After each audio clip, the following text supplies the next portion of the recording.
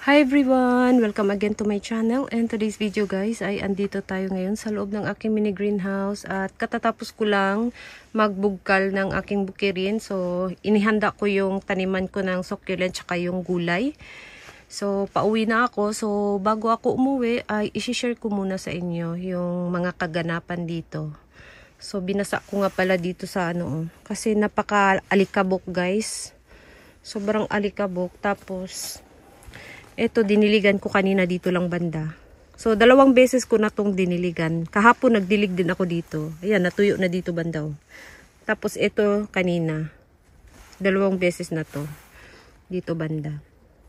Ito, si Pink Frill. Napakaganda ng kanyang, rosette, diba? Ayan din, mga Pink Frill. Yan. Tapos, yung Cupid ko, palaki na siya ng palaki, guys. Ang ganda ng dahon niya. Si Cupid. Diba? Yan. Tapos, tinanim ko dito si nakatanim to siya sa pot. Kaya lang, kapag naglagay ako ng frost cloth, parang nabigatan. Kasi nga, mahaba na yung stem niya. Ayan. So, nilagay ko na lang siya dyan. Ayan. Napaka-chubby. Tapos, yung ating nakalbo na baby. Ayan, unti-unti na siyang nagkakaroon ng mga baby sa stem. Tapos, yung ating Tito Buns, ayan, napaka-healthy niya. Nagpipink na yung dahon niya, guys, si Tito Buns. Pero wala pa rin siyang mga baby sa stem. Meron yung isa. Ayan, isa lang. Pero yung iba, wala pa. Ayan. Makinis pa rin yung niya, stem niya. So, sana magkaroon siya ng baby dyan. Ayan yung ating Tito Buns. Ito, parami na siya ng parami, guys. Mas maganda pala kung nandito siya. Hindi siya nasisira sa winter. Yung nasa bahay kasi nasira sa winter. Nag-dry na, pati yung stem nag-dry na. So ito siya, Ayan. May mga bagong baby sa stem na palabas. Ayan, nagkaroon ng frost. Nagtubig na siya. So, ayun guys. Tapos, eto na yung aking angel tears dito. Yan, nandito na siya. At yung variegated, nandito na rin. Tapos, yung sa dulo ay pearl necklace. Yan. Pearl necklace. Lagi akong nabubunggo dyan. Yung nasa dulo. Lagi akong nabubunggo sa ulo. Ito, okay lang kasi ka-level ng mukha ko. So, hindi ako mabunggo. Yung sa dulo lang. Yan. Tapos, meron ako ditong ginawa na maliit. Ayan. So, yung pot niya dyan sa loob ay DIY ko lang. Ganchilyo. Kinanchilyo ko kanina. Yan, diba? Ang cute,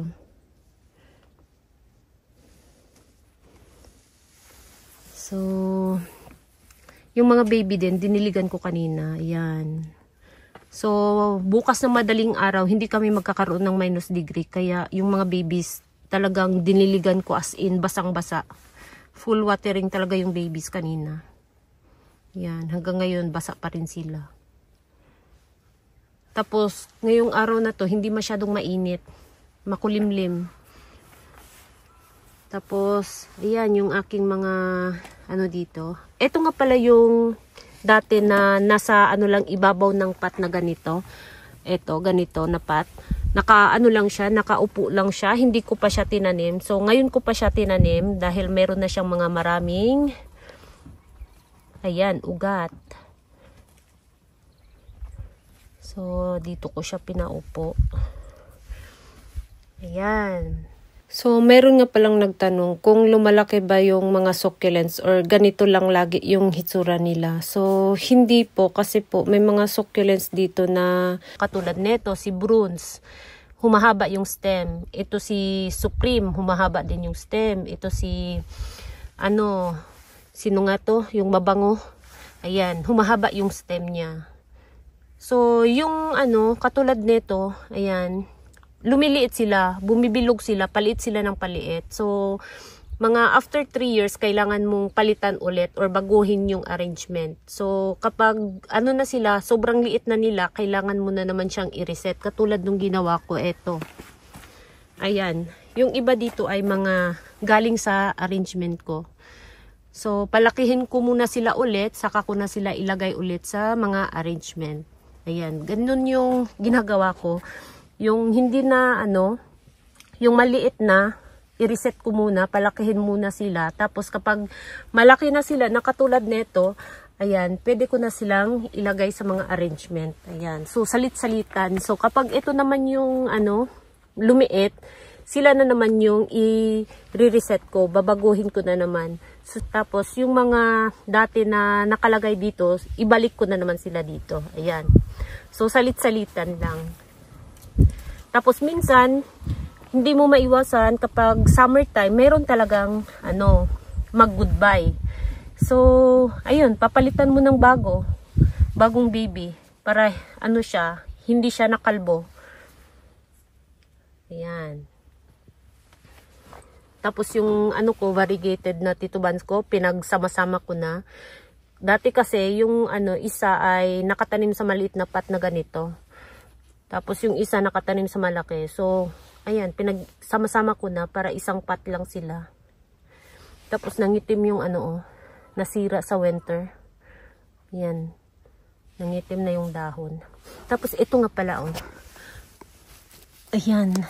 Diba napakapula na niya? Ay, naku. Ayan, napakapula niya. Sino ba to? Si Red Agaboides. Ayan. Si Red Agaboides, guys. Napakapula na niya. Diba? Yan, napakaganda ng kulay. So, wala pa akong na-propagate nito. Yan. Siguro yung baby, i-propagate ko. May 3 baby siya. Yan. Tapos meron siyang palabas na bago dito sa ilalim. Hindi pa kita. Ayan May green dyan sa ilalim. So napakaganda ng kulay niya. Pulang-pula siya dito. First time kong ngayong taon na pulang-pula siya. Last year kasi hindi siya masyadong mapula. Tapos ito naman katabi niya. Hindi ko alam kung anong pangalan nito. Pero ang ganda niyang. Ang dami pang baby niya. 3 yung baby niya, guys. Tapos, ayan, sobrang sikip na niya sa pot na to. Mas maganda yata na ilipat na siya. Kasi nga, sobrang sikip na. Pati yung baby, naipit na yung dahon. So, ilipat ko na rin to. Ang ganda kasi, Kahit hindi siya ganoon ka, kulay, pero maganda yung dahon niya.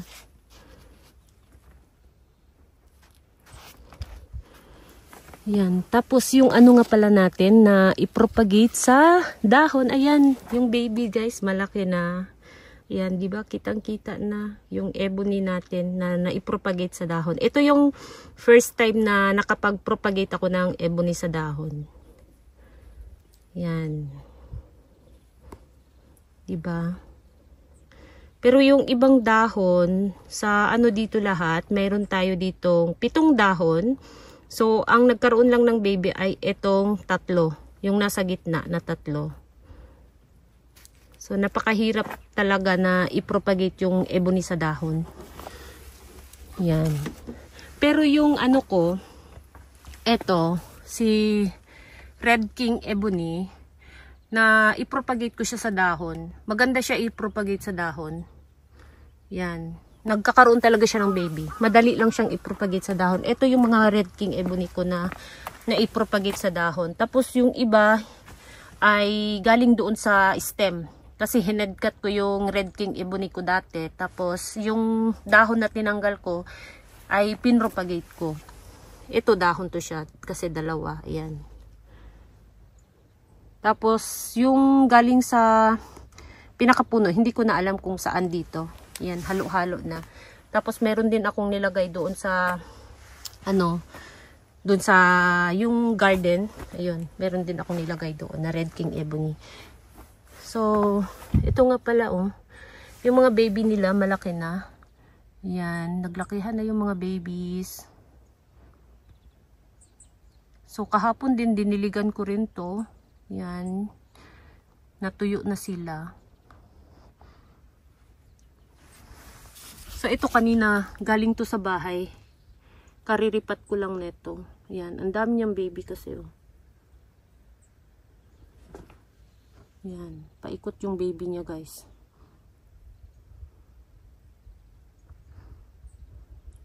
Yan, 'di ba? Ang laki na ng mga babies nila.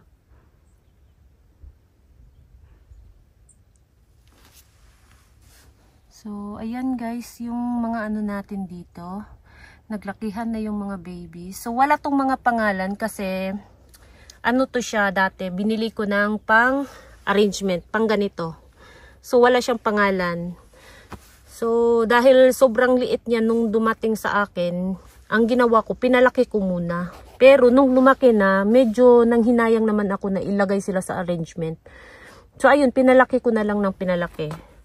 Yan. Kasi nung dumating sila, ang nila, ganito lang yung kalaki nila. Mga ganito halos.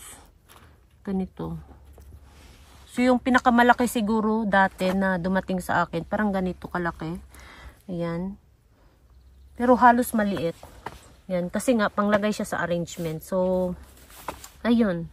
Pinalaki ko muna ng pinalaki hanggang nanghinayang na akong ilagay sa arrangement. Kasi nga, yan, napakaganda ng mga dahon nila. Ito. Yan yung mga baby niya. Naglakihan na. Tapos ito, tinanggalan ko na ng dahon. Si Becquerel. Nandun na yung dahon niya. Yan. Wala pa ring baby. Nandyan yung dahon niya nakalagay. So, wala pa rin siyang baby. Tapos ito, buti na lang talaga hindi siya naapektuhan ng frost. Ang daming babies, guys. Si Peach Pride. Diba? Ang dami niyang babies.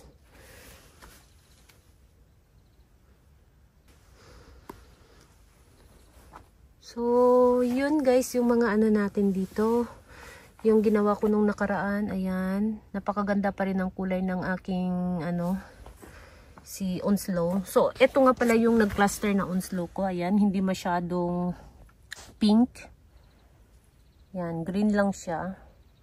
Pero nag-cluster na siya. So, ilipat ko rin to siya ng bagong pot. Yung ganito na pot, ayan, nailipat ko na yung aking cubic frost, tsaka yung cloud, nandyan na sila. Yan na yung hitsura nila. Diba? Napakaganda ng nila kapag lumaki na sila ng konti. So, yun lang guys, yung natin ngayon. Latest update. Pauwi na ako, hapon na. Alas 4 na, pero may araw pa rin kasi nga, pa-spring na. So, yun guys, yung natin ngayon. Thank you so much for watching and please don't forget to subscribe and like to my channel. Sa hindi pa nakapag-subscribe, please subscribe my channel at i-click nyo na rin ang bell button para ma-update kayo pag nag-upload ako ng bagong video.